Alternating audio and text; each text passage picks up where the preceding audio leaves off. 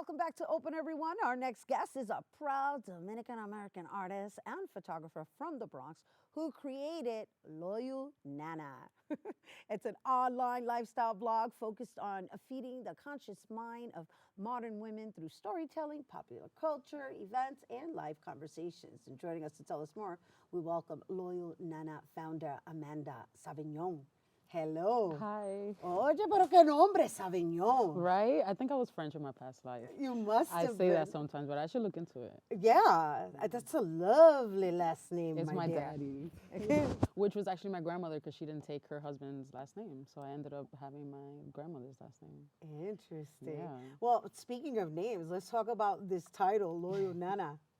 Yeah, so Loyal Nana came from, I've always growing up known the name Nana to be like a grandmother or a best friend or, a nickname for like a babysitter or, just maybe someone loyal or that you've known for a while. So I wanted to create a lifestyle brand that people can go to for encouragement and, no judgment, and to just learn more about life. And that came about as Loyal Nana. Yeah, it's interesting, right? Because it kind of rolls off the tongue. Yeah. And then it's kind of cute and it's kind of like almost like an oxymoron, right? Because a Nana would automatically be loyal, so why would we name it a Loyal Nana, right? It's like, oh, do I have to question the Nana? No, it's all good. No, but you're right. That's a good way to put it. A lot of people have also brought up the female genitalia with it, and it is a woman brand, so it also ties in with that, Nana. So, so ultimately a woman empowering brand for encouragement, judgment-free zone. Judgment-free zone. That's very important, and it's Yeah. lovely that you're operating with that mindset, right? Because you come from the commercial world, and I don't, know to what extent that plays a role in the design of your brand. Oh my But let's gosh. talk a little bit about that. Everything, like what I've done in my career so far. I went to Lehman College. Oh, and, you're at your alma mater. Welcome home. I got my bachelor in fine arts from here, and then I went on in photography, and then I went on to continue that, and I went to Vogue, Refinery 29, GQ, Teen Vogue, and all of these magazines, and I was doing photo work, so photo producing, photo research, planning photo shoots, managing photo budgets, everything but photographing. Which was crazy for me to learn that there was so many aspects and lines for photography, but we can talk about that later. No, but I think it's important what you just shared, though, right? Because Yeah. a lot of people go into achieving their goals and fulfilling their dreams just with the vision of the dream, and they don't realize that there's a business aspect to fulfilling that dream. That's right. And when you're interested in art, a lot of what you get back from your family and friends is, well, how are you going to make money off of that? Right. Y cómo te va a entrar el dinero? And how are you going to, get jobs that people always need nurses, they need lawyers, they need doctors, like get into something that's where that comes from. Right. The belief that like if you're not taking a photo and someone doesn't give you money for it, you can't make it in art, and that goes for all the mediums. So that was interesting for me to see, which did help me push forward, right? But then the content we were covering, I didn't feel necessarily represented by, and so I assumed that I had friends and families who also probably felt the same way, kind of unrepresented by a lot of the content that's on, Vogue and even in commercials or in any of these other big Condé Nast and Hearst companies. I'm just saying Vogue because I was there, but No, I get it, right? Because it's their interpretation of it. It's not necessarily us making the decision in there. That's right. It's And like, hey, that's- this is what matters. This is the skincare that matters. This Right. is the fashion that matters. This is the designer that matters. This is the artist that matters. Let's like put it into a book and push it out there as things that matter. And then I was in there and I'm like, none of this matters to me. Right. So then I was like, maybe what if I start my own thing where, I can start talking about the things that, that do matter, that we don't talk about, while using the things that we do care about, like stories, interviews, popular culture, memes, videos, using the things that we're paying attention to, but then putting a spin to it.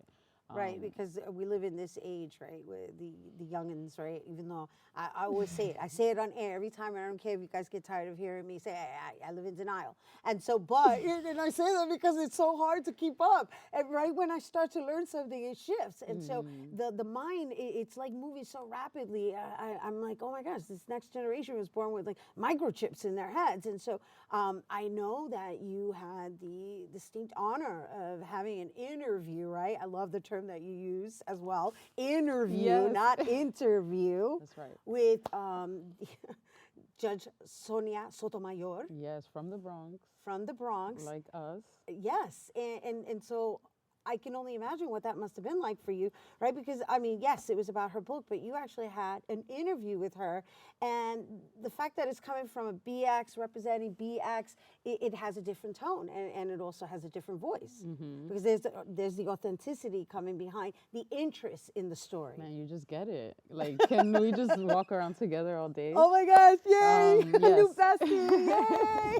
That's exactly right. I'm like, I want to interview her from a perspective of a woman who's also from the Bronx, just to see like what were you thinking in your head as you were growing up in the Bronx at at my age, or like when you went to college afterwards, and what were you actually thinking? How did you overcome some of the things you were going through? And like, so you live in the projects and you had diabetes growing up, and now you're spreading your story to children in a way that they can understand it.